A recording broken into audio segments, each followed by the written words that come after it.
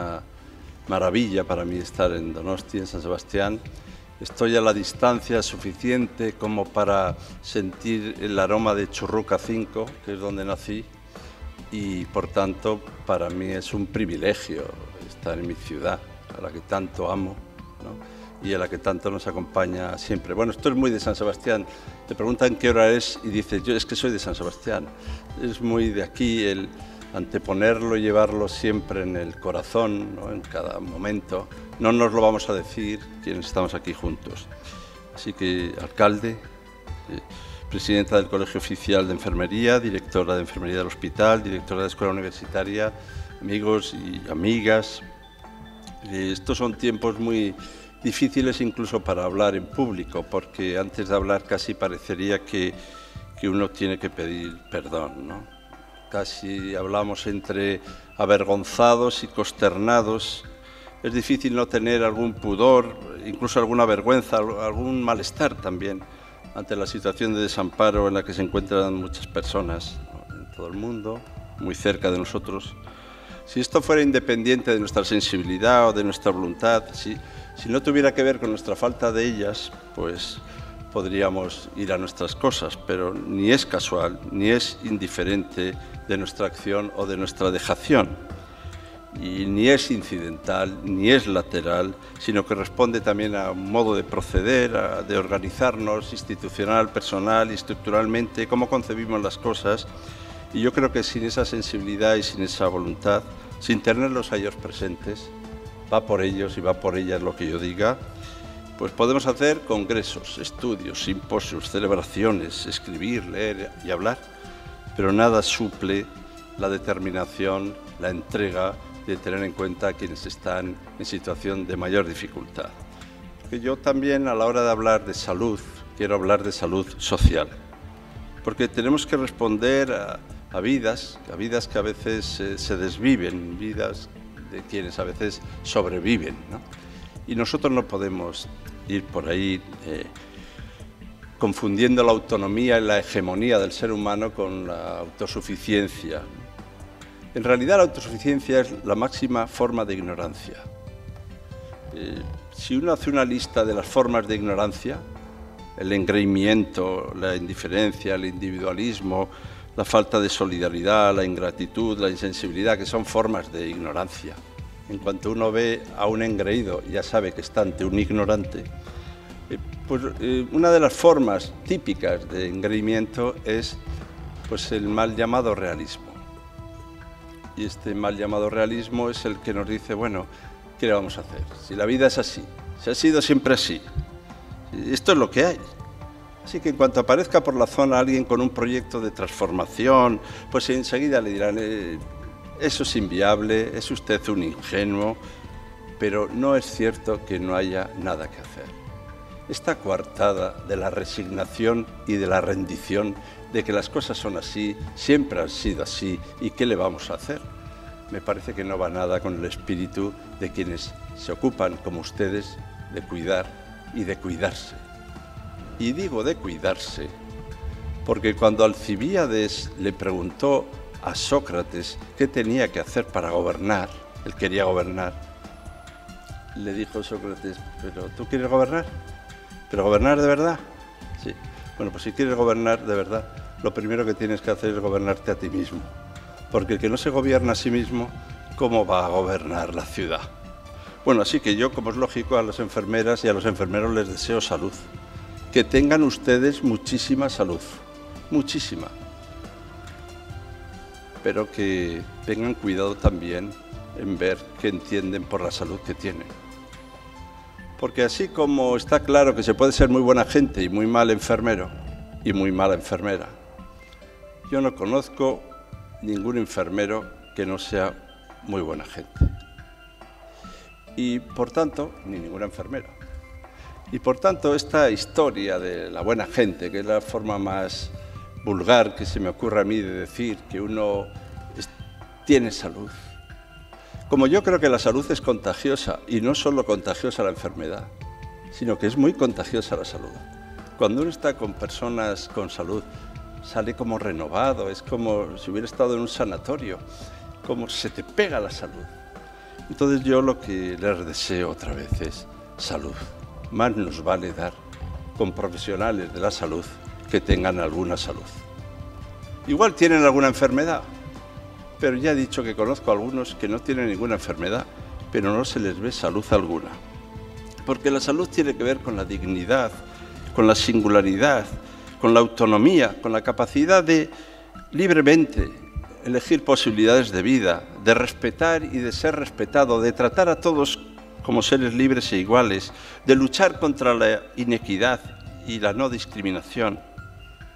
Bueno, Durão Barroso, que no se caracteriza por ser un empedernido y avanzado progresista, sin embargo, dice cosas como esta. En el siglo XXI es inaceptable ver a padres asistiendo impotentes a la muerte de sus hijos porque carecen de asistencia sanitaria básica.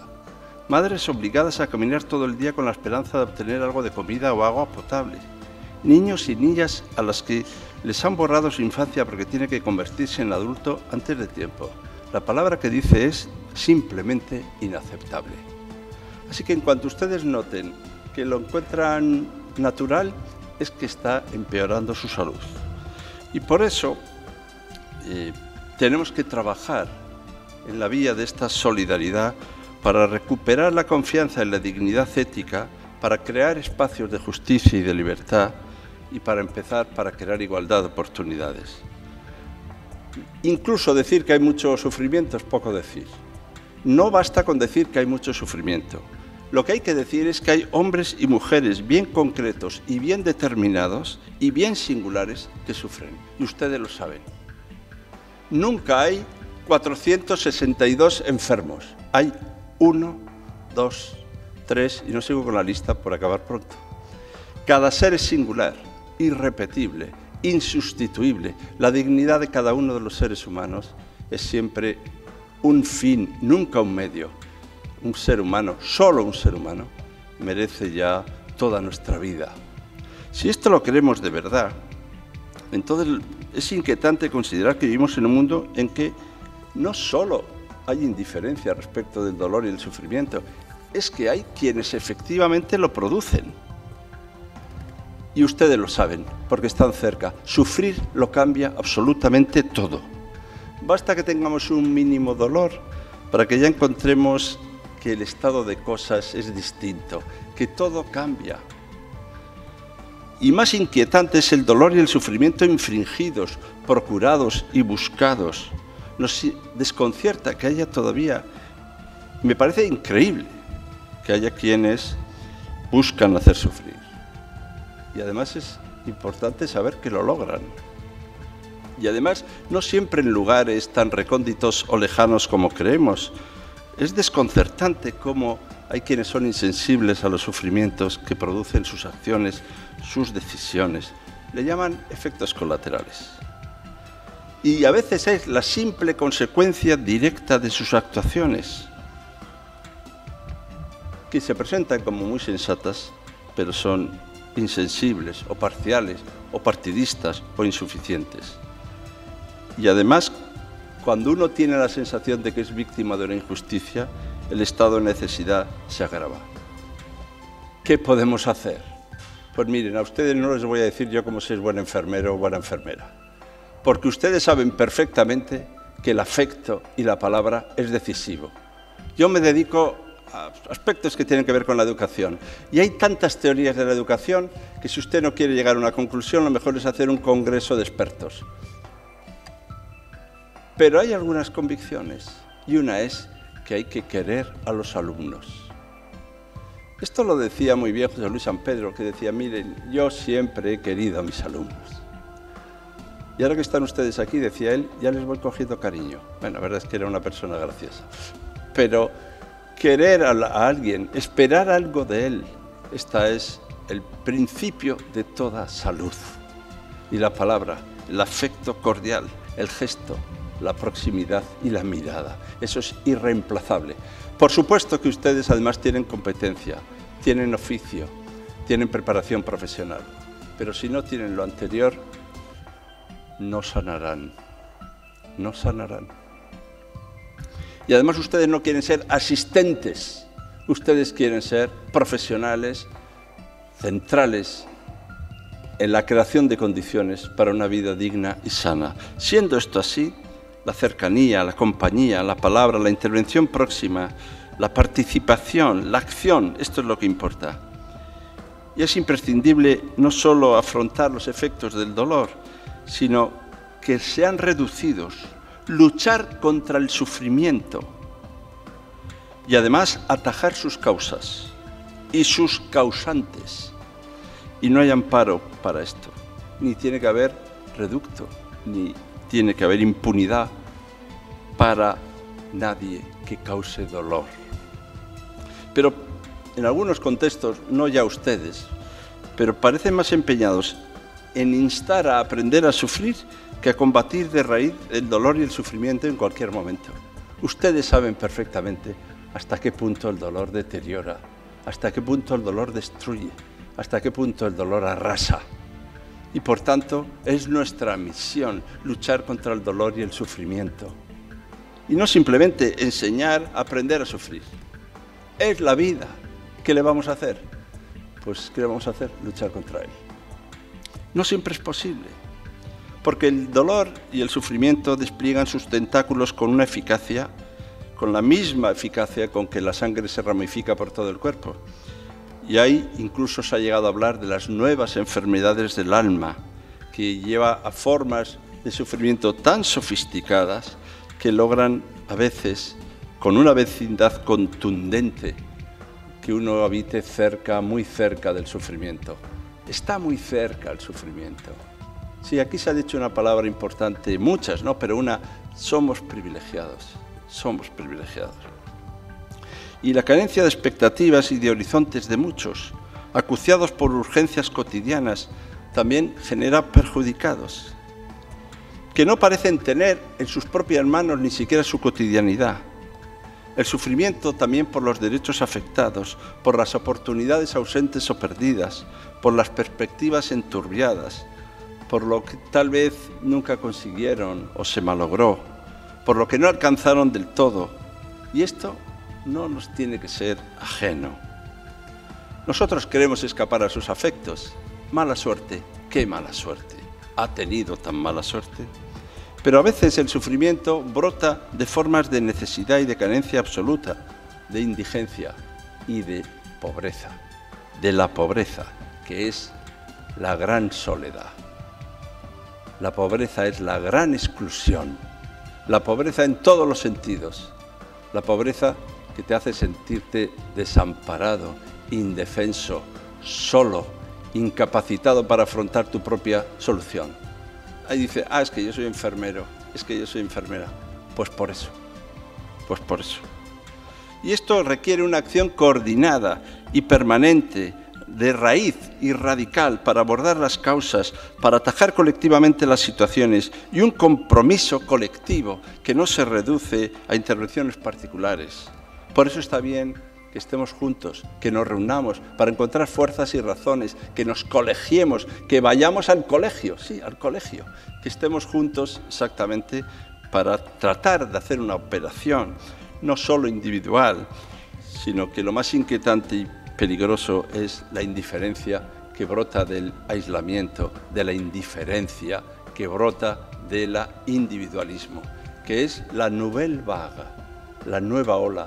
Una nueva ola recorre la sociedad, el individualismo, con su forma altanera, que es exactamente el egoísmo. Bueno, todo esto, que se puede extender mucho, sobre todo cuando uno piensa que el bienestar no es solo una cosa personal.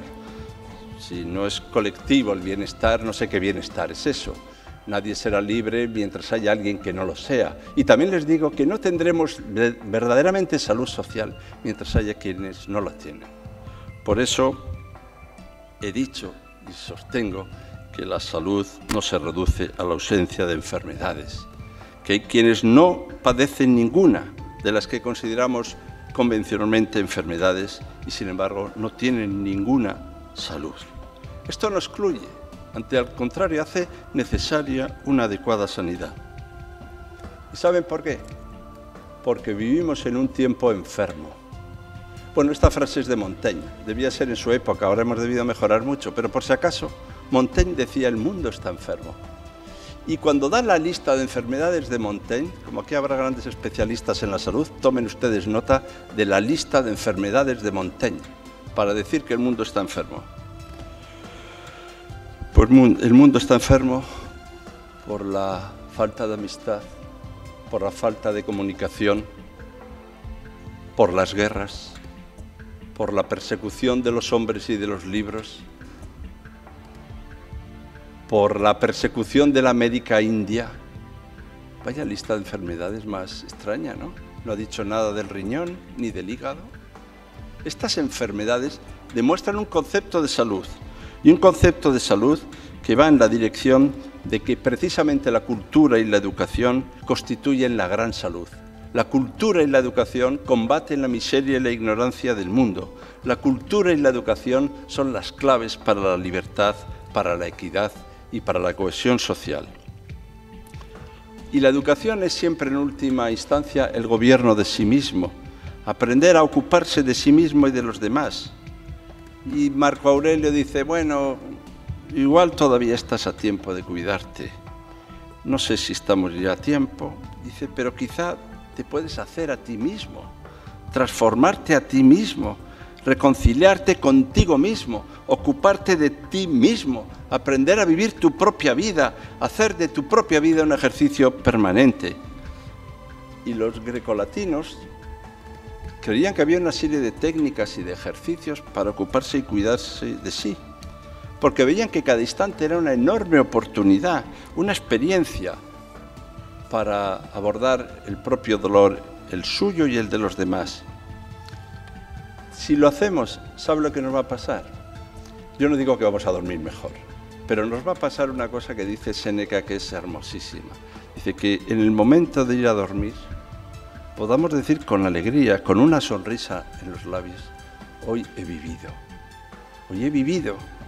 Y esto es muy interesante, porque eso quería decir que había que vivir todos los momentos del día, desde el amanecer hasta el crepúsculo, en relación con las estaciones del año, de la primavera al invierno, esto con las edades de la vida, desde la infancia hasta la vejez. Vivir la vida como si fuera tan breve como una jornada, vivir cada día como si la vida entera estuviera contenida en él.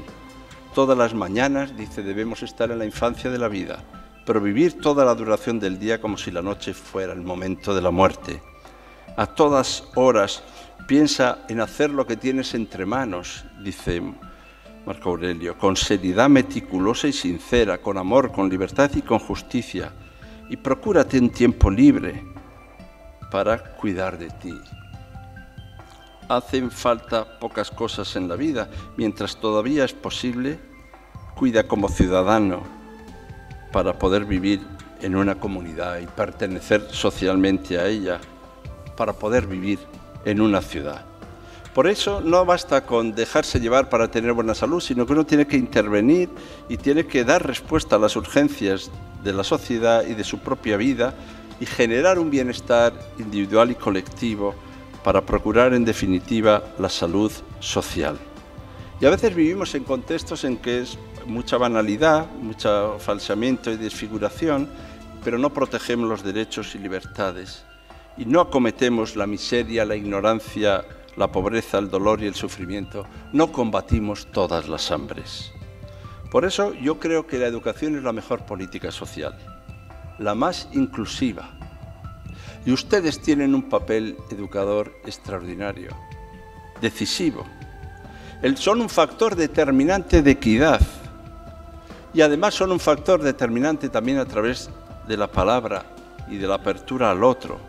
Su amor y su cuidado es un factor determinante también de incorporación social, como lo es la educación. Y no hay cuidado de sí mismo sin cuidado de la palabra. Cuidado con nuestras palabras. Algunos dicen, bueno, las palabras, ¿qué más da las palabras? Las palabras no son para tanto. Bueno, si te dicen inocente o culpable, pues también es verdad que es un poco distinto, ¿no? Maligno o benigno, prueben ustedes, ya verán como que es como distinto. Y si te dicen te quiero mucho, eres mi vida, o no te quiero ni ver, también notarán alguna diferencia. Las palabras dan lo mismo por lo visto, sobre todo cuando las decimos nosotros. Cuando nos las dicen, ya tenemos un poquito más de cuidado. Y este cuidado es el que nos dice que de una u otra manera, cada palabra es también una curación. Y miren, ¿saben cuál es nuestra palabra? Nuestra verdadera palabra. Nuestra verdadera palabra es nuestra forma de vivir. Esta es nuestra verdadera palabra. Yo creía de chico que la mentira era decir lo contrario de lo que uno piensa. Me lo habían dicho, ¿no? Y sufrí muchísimo porque como no sabía muy bien lo que pensaba, pues me costaba saber si estaba mintiendo. Pero la verdadera mentira es vivir lo contrario de lo que uno dice. Esa es la verdadera mentira. Así que hay que andarse con cuidado con lo que uno dice, no vaya a ser que lo tenga que vivir. Y por eso no se trata de consignas, de consejos, de recetas, se trata también de una manera determinada de vivir la relación con su propio conocimiento y de vivir la relación también con los otros. Y se requiere toda una cultura de servicio, de respuesta, de responsabilidad, de generar equipos coordinados, de elaborar trabajos realistas y concretos capaces de dar respuesta a cada situación. Y hace falta escuchar, participar y ser ejemplar para que alguien pueda tener un horizonte próximo, que es el horizonte de quien está al lado, cerca. Solo se puede curar cerca, porque se cura por contagio también. Y solo cerca, al menos a la distancia de la mirada, se puede ser un horizonte para alguien.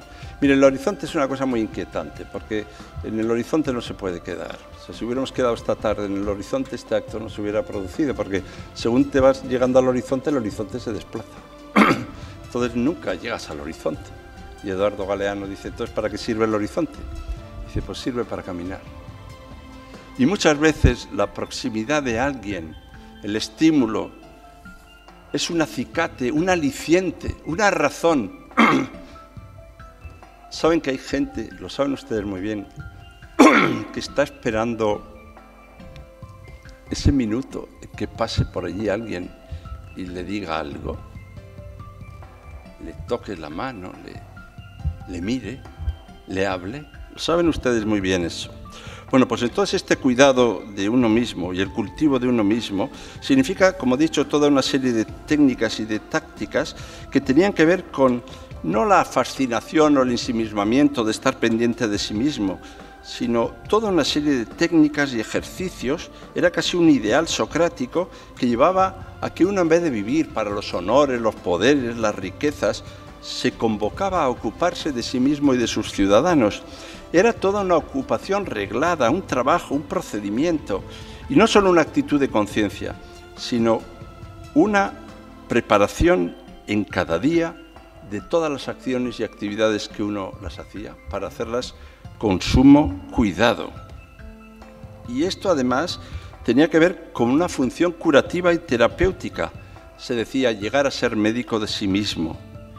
Y además aquí se superaba la escisión entre el cuerpo y el alma, porque pathos es tanto una pasión del alma como una enfermedad del cuerpo. Era capaz de curar, de herir, de amputar o de purgar. Y por eso, el gran enemigo del cuidado de sí mismo es la estulticia. Los grecolatinos tenían una palabra muy inquietante, no se molesten ustedes, era cosa de los grecolatinos y no se refiere a ustedes, que era, llamaban idiota perdido, al que no tenía ninguna sensibilidad social, política, pública, comunitaria, al que no tenía ninguna sensibilidad para lo común, para lo social, le llamaban toidiotes, el idiota perdido. Y el que no tenía comunidad le llamaban el esclavo, era sin fratría, sin ley y sin hogar. Dado que no queremos ser ni idiotas ni esclavos, solo podemos ser verdaderamente singulares y diferentes en comunidad, en lo común. Fuera de lo común no se es diferente, fuera de lo común se es indiferente. Y por tanto, una de las mayores pruebas también de una salud es la capacidad de estar incorporado a proyectos, a espacios, a desafíos compartidos, a proyectos y espacios y desafíos comunitarios. Y miren, nada une más a alguien que luchar con él por algo. Y de ahí la importancia de los equipos. Yo suelo decir que a veces más vale perder con otros que ganar solo. Porque esta es la noción de eros, de amor, que tenían los griegos. El amor no era tanto el movimiento que llevaba del uno al otro, el yo-yo y el tú, el tú y yo. El amor era el movimiento que llevaba a ambos en la dirección de algo otro. El movimiento que les ponía a los dos a luchar por algo juntos. El movimiento que les hacía perseguir conjuntamente algo. Y cuando ustedes hablan de la enfermería, están hablando también de un proyecto común, de un desafío común, de una convocatoria a una tarea que nos vincula a quizá a otras personas que no conocemos, con las que incluso igual no nos llevamos muy bien, pero que sin embargo son partícipes con nosotros de un mismo desafío, que es el desafío de afrontar seriamente la creación de condiciones para una vida digna. Y toda esta serie de ejercicios, que era casi una gimnasia, que tenía que ver con una suerte de, casi de forma de andar, la forma de vestir, la higiene personal, las conversaciones, las cosas que leían, las cosas que escribían, las personas con que se relacionaban. Todo esto formaba una serie de ejercicios porque los griegos tenían la percepción, los grecolatinos, de que uno iba siendo lo que hacía, que el verdadero ser de uno es su obrar, de tal manera que si uno no es un asesino, pero mata todos los días a alguien, poco a poco va como lográndolo. Y por eso esos ejercicios, los grecolatinos, los defendían ejercicios de este tipo. Yo les voy a proponer un ejercicio, que es el siguiente. Prueben a hablar durante una semana, todos los días, bien de alguien. Uno dirá, esto yo lo hago siempre. Bueno, yo por si acaso les digo, prueben ustedes a hablar todos los días bien de alguien.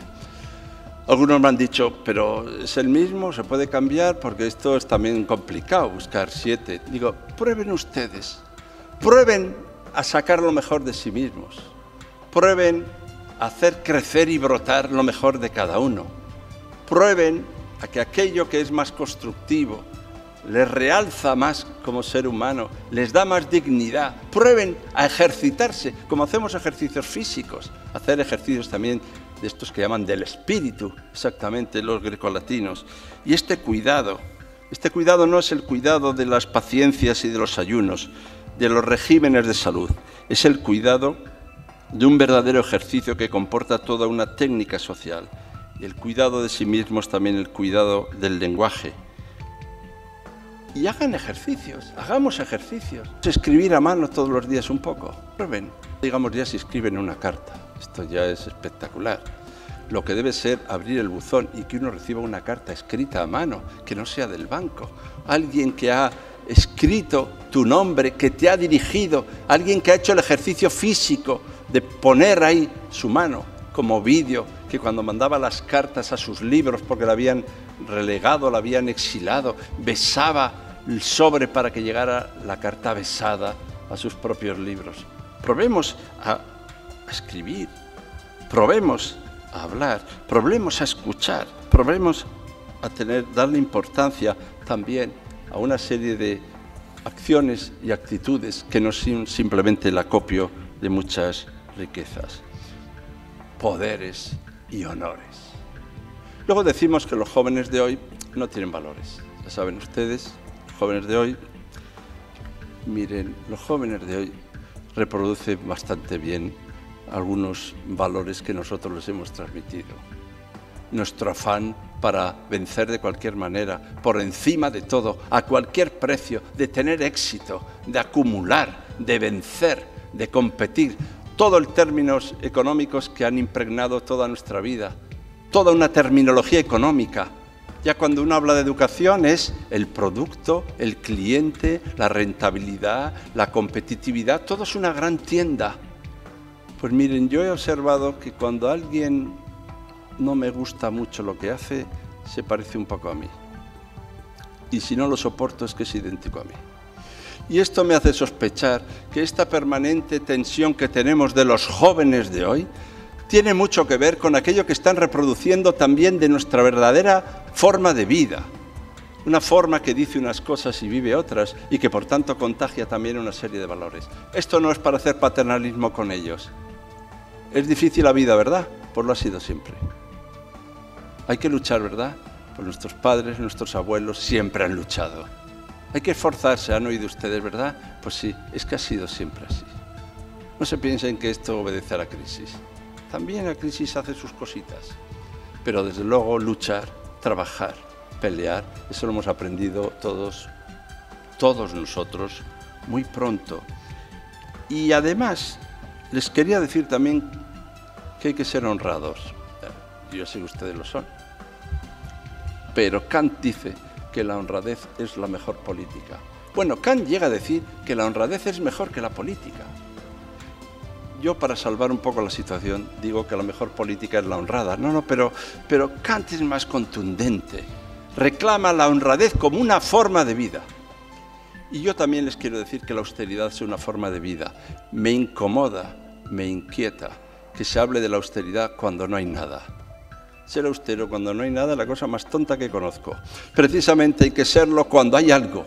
Pero yo creía que la austeridad era una forma de vivir, una forma de entender nuestra relación con el mundo en el que estamos, una forma de entender la relación con los demás. Esto yo lo he aprendido desde niño, creía que esto era así.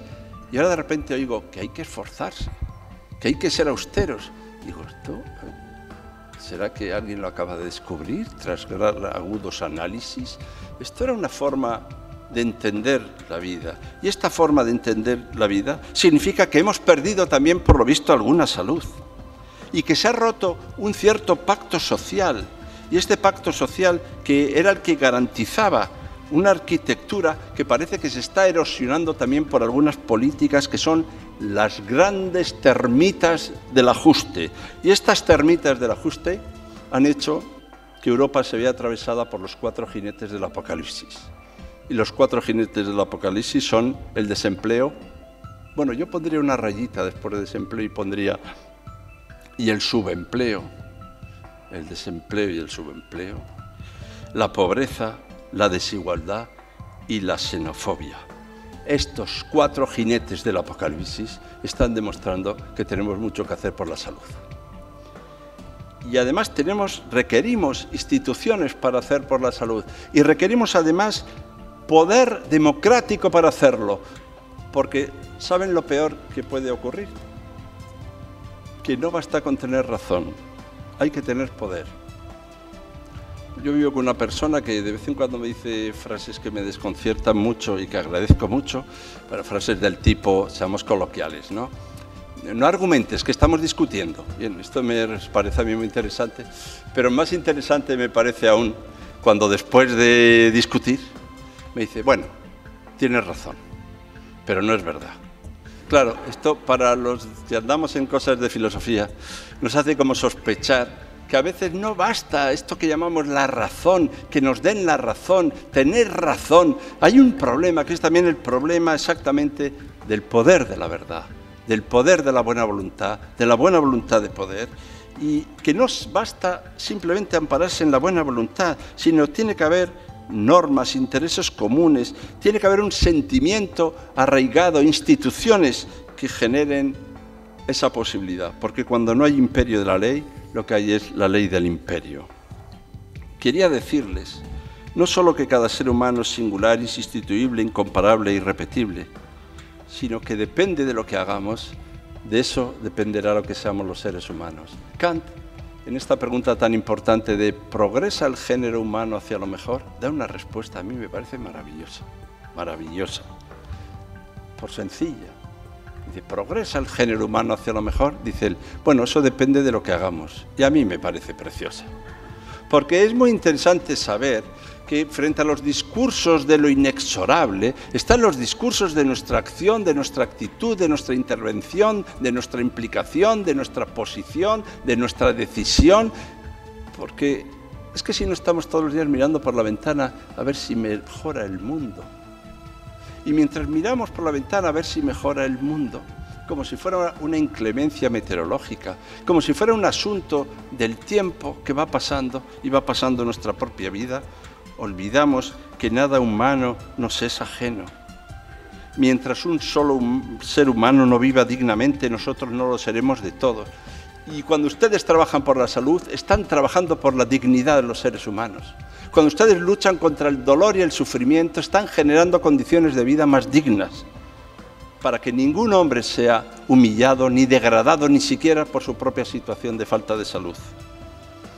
Y por amor a la humanidad. Miren, esto de la humanidad es muy interesante, porque ahora se habla mucho del humanismo. Porque la humanidad no está formada por quienes estamos ahora mismo en el mundo. La humanidad está formada también por quienes no están. Por quienes no están.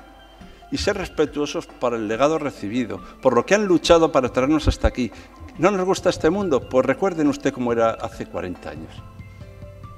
Vayan a ver, yo no sé si habría que poner el nodo obligatorio. Recuerden un poco cómo era este lugar, estos lugares, estas vidas. Y seamos respetuosos con el legado recibido y hagámoslo crecer. Que no nos den ataques adanistas de querer reempezar el mundo cada vez.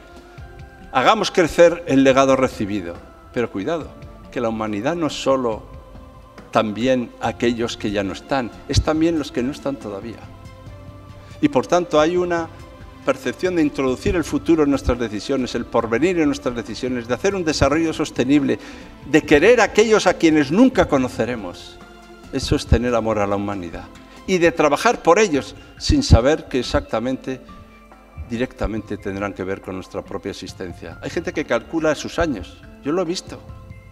Dicen, dentro de 37 años, la Antártida, dice 37, yo tengo 63, no me pilla. Bueno, hay una cierta conciencia de que el futuro no tiene que ver con nuestra acción, con nuestra intervención. La salud, también estamos cuidando la salud de quienes no están. Y esto significa que hay que dar sentido humano a todas nuestras acciones y dar autonomía para que todos los seres humanos seamos libres e iguales, para desarrollar las libertades civiles, para extender los derechos humanos, para luchar contra lo inhumano que habita en el corazón de tantos seres humanos y de muchos de nosotros también. Esa crueldad fría y desmemoriada. De esta crisis vamos a salir. Me gusta decirle esto en el Ayuntamiento de San Sebastián. De esta crisis vamos a salir. Tranquilidad. Ahora, vamos a salir con víctimas.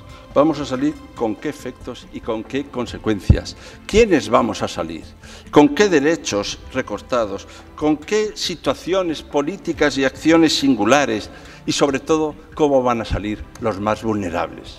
Porque el gran termómetro de la salud social es la consideración con los más vulnerables, los más necesitados, los más indefensos, los más pequeños, los más pobres, los más solos. Ahí es donde se ve qué sociedad es. Cómo una ciudad trata a sus niños y a sus ancianos. No a los que están en el momento más productivo y más fulgurante y más eficaz de su vida. Ahí es donde se mide dónde está nuestra salud social. Cómo consideramos a aquellos que están en el espacio de más vulnerabilidad. Si yo he dicho que la pobreza es el gran enemigo, lo que les quiero decir que la pobreza es falta de salud. Lo que les quiero decir es que tenemos mala salud según el informe de Cáritas del año 2013. ¿Y saben por qué traigo el informe de Cáritas? Porque lo oí a algún alto gobernante decir que estos informes son discutibles y dije, esto debe ser interesante. Y me he ido a verlos. Y la memoria de Cáritas dice que del 2013 que la pobreza severa afecta a más de 3 millones de personas en España. Que este es el mayor porcentaje de la pobreza en Europa, junto a Rumanía y Letonia. La cifra de personas que viven con menos de 307 euros al mes duplica a las que estaban en esa situación en 2008. En 2012, 600.000 hogares no tienen ningún ingreso. Los hogares españoles tuvieron en 2012 unos ingresos medios de un 3,5% menos que en el año anterior, cuarto año sucesivo en descenso. Y no lo tomen esto como ninguna posición política a favor de unos o de otros, sino de que tener en cuenta, como dice Save the Children, que en España 1/3 de los niños está en riesgo de caer en la pobreza, pues nos tiene que llevar a pensar qué salud, cómo andamos de salud social. Mire, el comisario de Derechos Humanos del Consejo Europeo dijo que el preocupante incremento de la pobreza en las familias en España Esta es su expresión, es sus palabras, yo no lo digo. El informe de Oxfam y de Cáritas coinciden en que la quiebra del apoyo familiar y la multiplicación de la pobreza entre los menores de edad, el 26,7% de los menores de 16 años, esto nos lleva a pensar que uno de los síntomas de la falta de salud no solo es la pobreza, sino algo más interesante, la desigualdad. La desigualdad. El más importante desafío de nuestro tiempo, en palabras de Obama. Ponemos la opinión que tengamos de él. El más, y lo dijo además en los barrios más pobres de Washington, el 4 de diciembre de 2013. Y además dijo, la mayor parte del crecimiento económico de los últimos años ha ido a parar a manos de unos pocos afortunados. Según el informe de la UBS sobre las grandes fortunas de 2013, estos son los que tienen activos netos de más de 30 millones de dólares, no debe haber ninguno por la zona. El patrimonio de estas personas equivale al 40% del Producto Interior Bruto del mundo, a pesar de que sean uno de cada 35.000. Es decir, que tienen más de 30 millones de dólares. Estos son el 40%, lo que tienen, el 40% del Producto Interior Bruto. Hay entidades financieras que tienen más dinero que países enteros. En el mismo informe se dice que el número de españoles de 2013, digo, a ver si hay alguno en la zona, el número de españoles con grandes fortunas patrimoniales aumentó el 7%, enhorabuena. Ahora son 1.625 personas. Bueno, pues 1.625 personas en España tienen el 15% del Producto Interior Bruto Nacional. Han aumentado en unas 100 personas. Yo conozco a pocas de ellas, pero deben haber aumentado. O sea, que además ocurre que en tiempos de crisis la salud es tan curiosa que hay algunos que se enriquecen específicamente. Mire, España ocupa el 6º lugar de Europa por detrás de Alemania, el Reino Unido, Suiza, Francia e Italia por número de grandes fortunas. Bueno, enhorabuena. Pero además España es el puesto de mayor desigualdad de Europa, según el índice Gini. Miren, lo que les quiero decir, ya que hablamos de la salud social, es que esto no es solo éticamente insoportable, sino que esto es también económicamente insoportable. Traspasado un umbral de desigualdad, se ataca la estabilidad financiera y el crecimiento económico, y el individualismo impera de tal manera que me veo la necesidad de reivindicar por salud social políticas públicas y el apoyo a instituciones públicas. Y público no quiere decir del gobierno. Público quiere decir de toda la sociedad. Público quiere decir de todos y cada uno de nosotros, de todas y cada una de nosotras. Y es necesaria las políticas públicas, lo decimos aquí desde la salud, para combatir la arbitrariedad, para eliminar las situaciones de especial vulnerabilidad, para luchar contra los obstáculos que interfieren la autodeterminación y la autorrealización de tantas personas, para responder a las necesidades sociales. Miren que empleo esta expresión con algún cuidado, responder a las necesidades sociales. No he dicho responder a las demandas del mercado, he dicho responder a las necesidades sociales. Y no he dicho ni siquiera responder a las demandas sociales, porque miren, el asunto es tan grave que incluso algunos tienen necesidades y no tienen ni voz para expresar y demandar esa necesidad. Así que tenemos que escuchar no solo las demandas, sino también las necesidades sociales, para generar estructuras e instituciones para el bienestar, para crear condiciones para una vida digna y para efectuar planteamientos de largo alcance. Y para esto es muy importante, no solo las políticas públicas, sino la honradez en la gestión de los asuntos públicos, la transparencia para evaluar, para rendir cuentas, para ser eficientes. Yo estoy seguro que muchos, por su salud, están dispuestos, por el concepto de salud social, a pagar si hace falta un poco más de impuestos, si esto ayuda a alguien a que ninguno se quede sin estudios por razones económicas o sin salud por razones sociales o económicas. Claro, ¿dónde está el problema? El problema está en que muchos dicen, bueno, hacemos un esfuerzo mayor para que luego haya despilfarro, para que no haya transparencia, para que luego haya personas que no son honestas y honradas. Bien, luchemos por esa honradez, pero contribuyamos también a generar las condiciones de posibilidad de una vida digna para todos. Y muchas veces desconsiderar lo público es incluso la mejor manera de dañar lo privado.